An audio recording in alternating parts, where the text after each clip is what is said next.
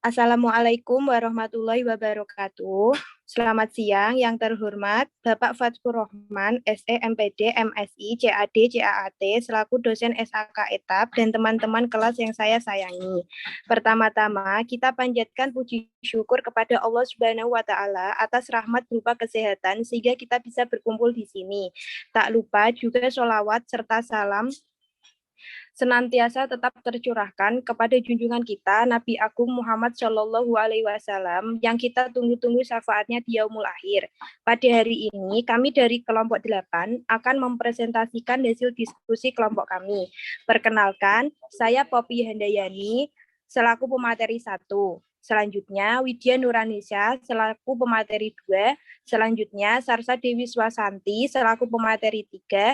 Dan yang terakhir, Nani Sulistiani selaku pemateri 4. Susunan acara yang akan kami lakukan diantaranya, pertama pembukaan, kedua penyampaian materi, ketiga sesi tanya jawab, dan yang terakhir sesi penutup.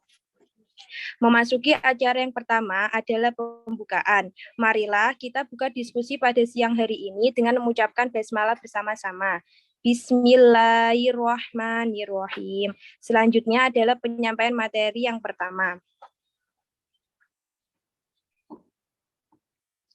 Pengertian imbalan kerja. Menurut PSAK 24 paragraf 8, imbalan kerja adalah seluruh bentuk imbalan yang diberikan entitas dalam pertukaran atas jasa yang diberikan oleh pekerja atau untuk terminasi kontrak kerja.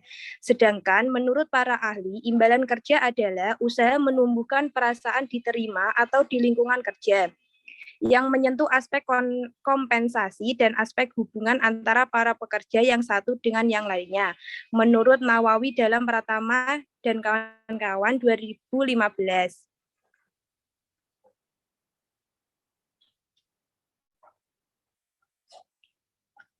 Jenis imbalan kerja. Berdasarkan PSAK nomor 24, imbalan kerja mencakup yang pertama, imbalan kerja jangka pendek seperti berikut ini.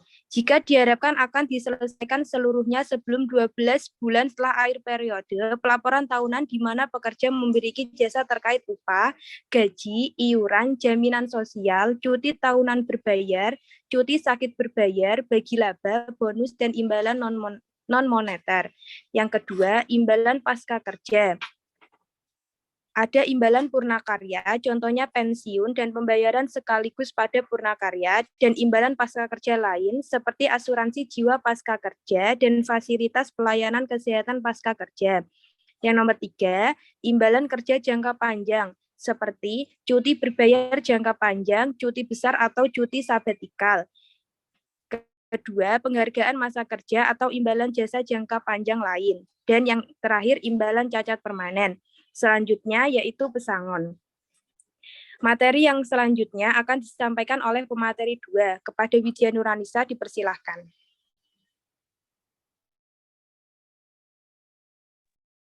Selanjutnya yaitu pengertian pajak penghasilan. Pajak penghasilan adalah pajak yang dikenakan pada penghasilan baik dari perorangan maupun badan sebagai wajib pajak. Masyarakat perlu memahami tentang pajak penghasilan ini secara komprehensif. Dengan demikian, wajib pajak dapat bertanggung jawab melaksanakan kewajiban secara tepat. Penghasilan yang dimaksud dapat berupa gaji, keuntungan usaha, honorarium, dan semacamnya. Subjek pajak penghasilan. 1. Orang pribadi. 2. Warisan yang belum terbagi sebagai satu kesatuan menggantikan hak yang berhak. 3. Badan atau sekumpulan orang modal yang merupakan kesatuan baik yang melakukan usaha maupun tidak. Yang keempat, bentuk usaha tetap, yaitu bentuk usaha yang dipergunakan oleh orang pribadi yang tidak bertempat tinggal di Indonesia.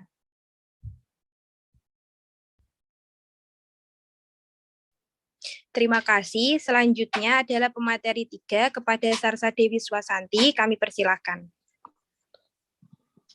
Subjek pajak penghasilan. Subjek pajak penghasilan dibagi menjadi dua, yaitu satu, subjek pajak dalam negeri.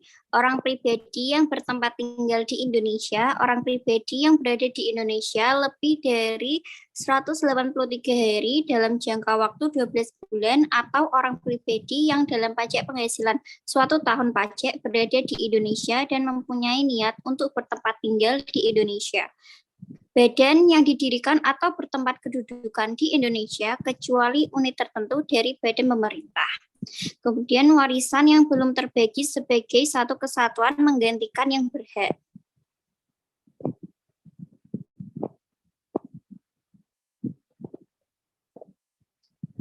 Yang kedua, subjek pajak luar negeri.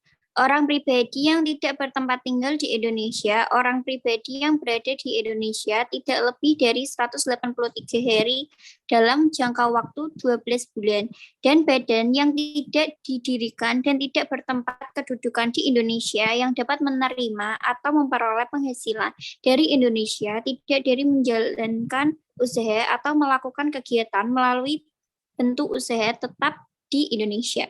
Kewajiban pajak subjektif orang pribadi atau badan dimulai pada saat orang pribadi atau badan tersebut menerima atau memperoleh penghasilan dari Indonesia dan berakhir pada saat tidak lagi menerima atau memperoleh penghasilan tersebut.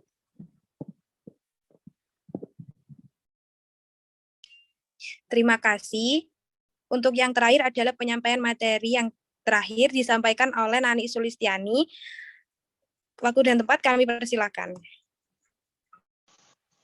Baik, selanjutnya adalah objek pajak penghasilan. Yang menjadi objek pajak penghasilan yaitu setiap tambahan kemampuan ekonomis yang diterima atau diperoleh wajib pajak, wajib baik yang berasal dari Indonesia maupun dari luar Indonesia yang dapat dipakai untuk konsumsi atau untuk menambah kekayaan wajib pajak yang bersangkutan dengan nama dan dalam bentuk apapun.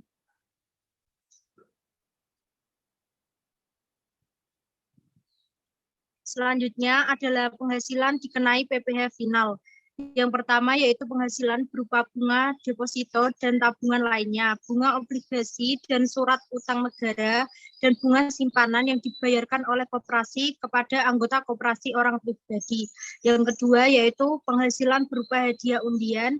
Yang ketiga penghasilan dari transaksi saham dan sekuritas lainnya, transaksi derivatif yang diperdagangkan di bursa dan transaksi penjualan saham atau pengalihan penyertaan modal pada perusahaan pasangannya yang diterima oleh perusahaan modal Ventura.